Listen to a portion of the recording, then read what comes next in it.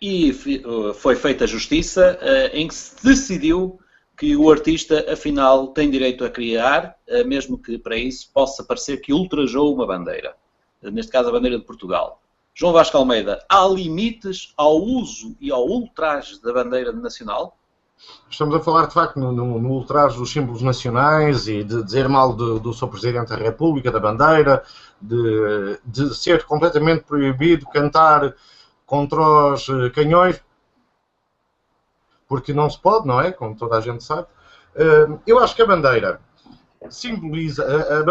simboliza um país, mas simboliza também, e era utilizada como estandarte, e isto fazia sentido.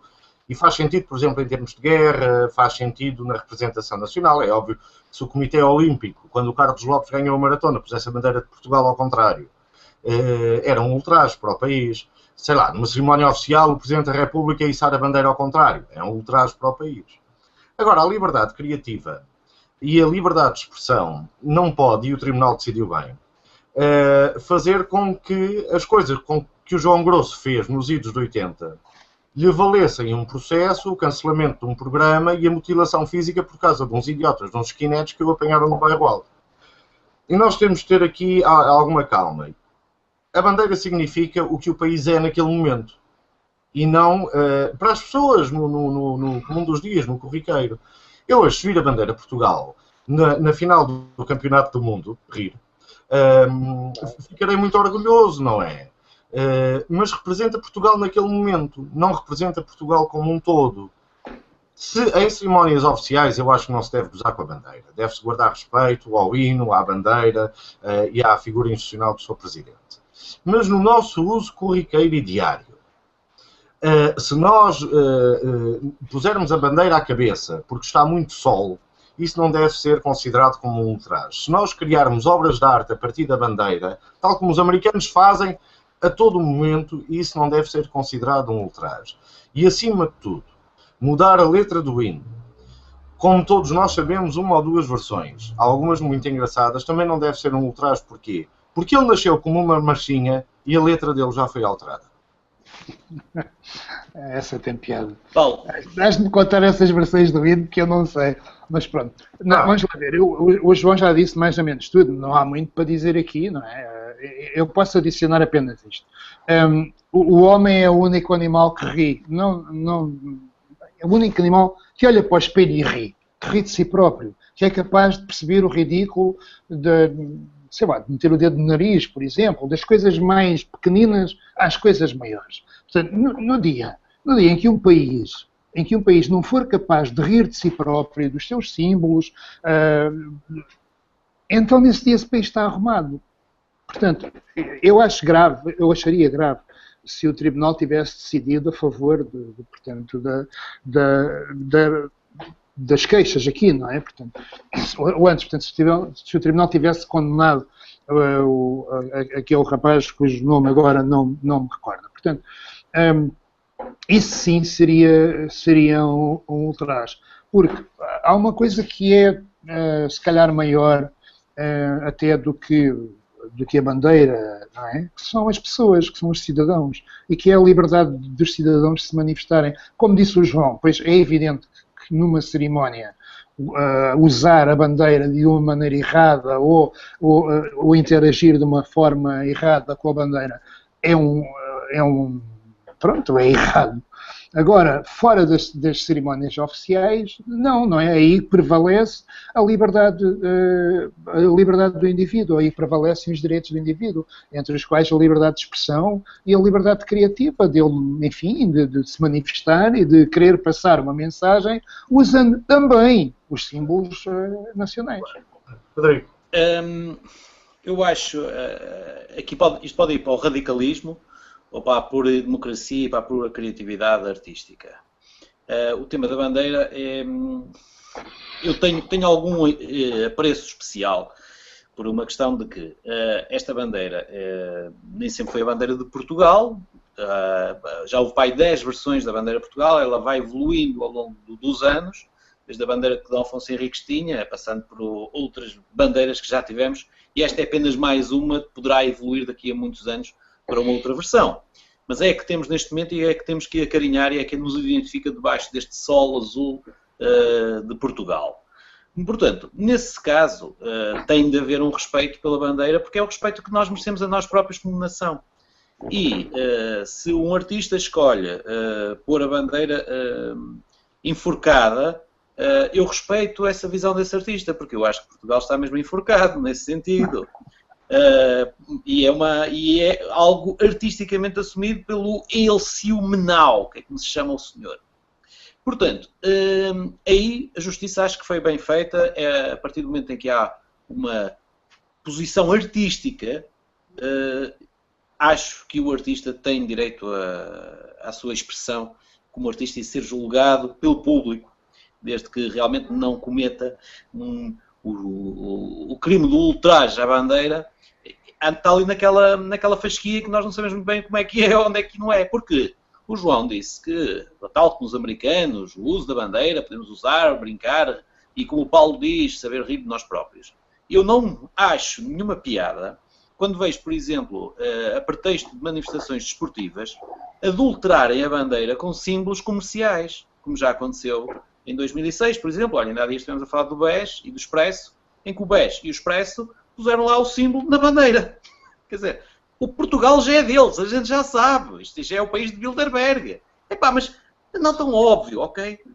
Por exemplo, ainda agora me chateei durante o Mundial, este nosso agora atual, quando me vieram dar uma bandeirinha de uma empresa que era a Mel, que tinha de um lado o símbolo da Mel e do outro lado o símbolo nacional. Eu até sou, digamos, monárquico, não estou muito representativo não estou muito representado nesta bandeira, mas é a bandeira de Portugal, quando mesmo, não é a bandeira da Mel. Olha, pronto, já sei, Portugal é deles também. E nossa, é só isso. E portanto há diferença aí. Deixa-me contar uma Quem ama história. Portugal e pode pôr ao contrário, e é artista, e quem quer explorar Portugal e usa a bandeira como um meio comercial. É o ultraje total. Sim, deixa-me contar uma pequena história. Quando existiu um europeu em Portugal, que julgo que foi em 2004, apareceram uma data de bandeiras à venda, com uns pagodes e com uns castelos que não eram castelos e com umas coisas muito esquisitas. E um amigo comum, muito cioso, designer gráfico e muito cioso da sua profissão, de que já levava 40 ou 50 anos em cima, contactou a Presidência da República e disse: os senhores deviam dar os moldes disto, porque é assim, eles vão fazer à mesma, mas ao menos que a bandeira venha correta. E descobriu que a Presidência da República, já com Cavaco Silva, não tinha a matriz da bandeira portuguesa feita. E ele e um colega dedicaram-se a isto. E apresentaram o trabalho feito. Não pediram dinheiro, mas a compensação que receberam os dois foi 100 euros para cada um. Isto está contado por ele. Eu tentarei encontrar e pôr aqui o link. É um designer gráfico de facto, com muitos anos. E isto mostra que nem a Presidência da República, à época, estamos a falar em 2004 ou 2005. Em 2004 era o Jorge Sampaio ainda. Mas isto já foi com o Cavaco, portanto é posterior. Depois da vaga foi no primeiro ano de Cavaco Silva, eventualmente. Aqui as datas trocas. Portanto, quem tem de cuidar da bandeira, e eu confesso que gosto muito mais da bandeira monárquica azul e branca. Não gosto da monarquia, mas acho que aquela é mais bonita, porque isto era a bandeira republicana, é uma bandeira propagandística, o verde e o vermelho também. E também andaram à pancada com esta bandeira, e também esta bandeira saiu toda furada. E nem gosto especialmente das cores. Mas o respeito à bandeira tem de passar primeiro pelo respeito ao próprio povo, como disse o Paulo. E se nós não nos respeitamos como povo, podemos lá ter o Mickey Mouse na bandeira, que a mim não me chateia nada, porque o que me interessa é o povo. É possível fazer algumas brincadeiras, digamos, criativas com a bandeira, e eu até gosto de ver. Aliás, falaste aí da presidência do Soares. O Soares ficou, enfim, conhecido entre muitas outras coisas. Eu não falei, mas ele está aqui nas nossas cabeças desde que começámos a falar, mas íamos evitando. Ainda bem é verdade. Não foi do Soares que falou, foi o Frederico que falou do Sampaio. Bem,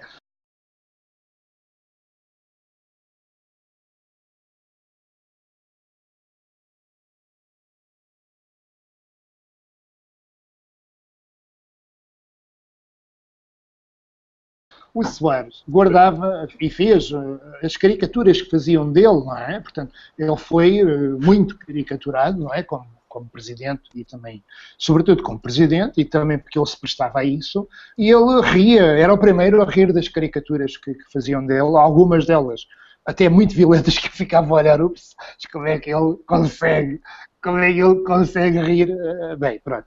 Portanto, tudo está muitas vezes na maneira como nós olhamos para as coisas. A mim, eu bato as palmas a este tribunal, porque de facto, porque há aqui outra situação, é que isto tem muitas vezes a ver com quem faz as coisas.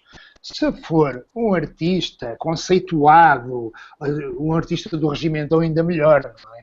Se fosse a Vasconcelos... Fosse a Vasconcelos, a brincar, a meter a bandeira, sabe-se lá onde, podia fazer o que ela quisesse, toda a gente batia palmas, não é? Nunca ninguém ia, enfim, meter uma ação contra algo que ela fizesse. O pior tem a ver com isto, não é? É um indivíduo, quer dizer, é um artista menor ou é um artista não reconhecido, esse já tem que levar na carola porque vês uma brincadeira qualquer. Portanto, isto aqui é que é um bocadinho irritante e, portanto, é por isso que eu aplaudo a capacidade do Tribunal de não embarcar em... Não tenho muito mais a dizer e a acrescentar, a não ser, pronto, eu acho que, lembro-me quando era pequenino, e fazíamos um desenho sobre os descobrimentos na quarta classe e tínhamos que pintar a bandeira no barco, nós íamos lá e pintávamos a verde e a vermelha. E a professora dizia-nos, essa não é a bandeira de Portugal, filho.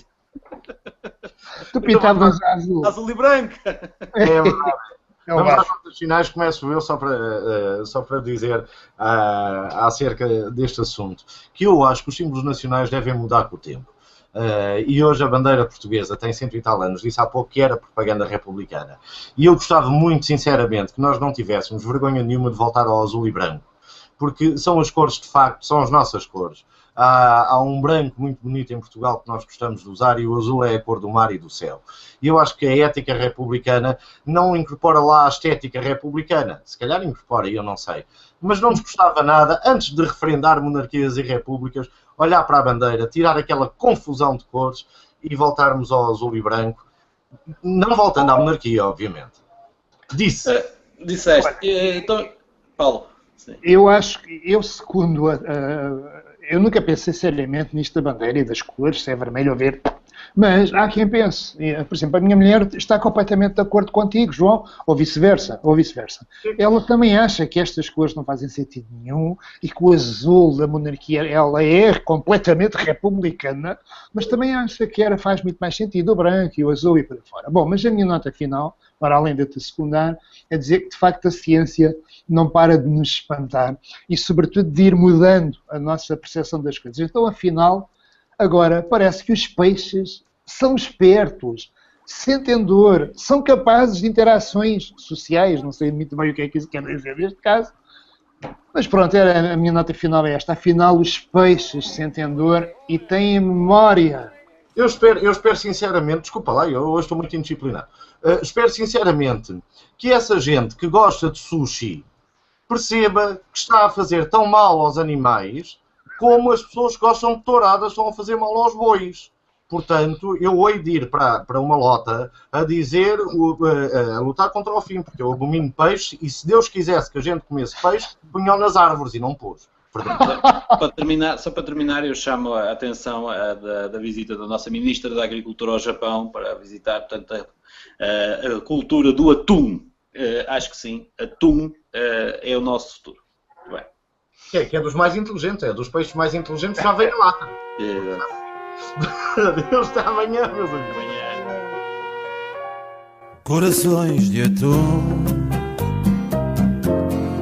encharcam-se em rum, bebem em jejum, pedem só mais um. Corações de atum naufragam a vida em garrafas de álcool, em estranhas avenidas onde não mora o sol. Corações de atum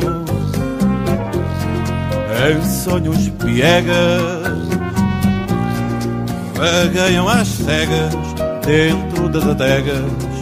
Corações de atum.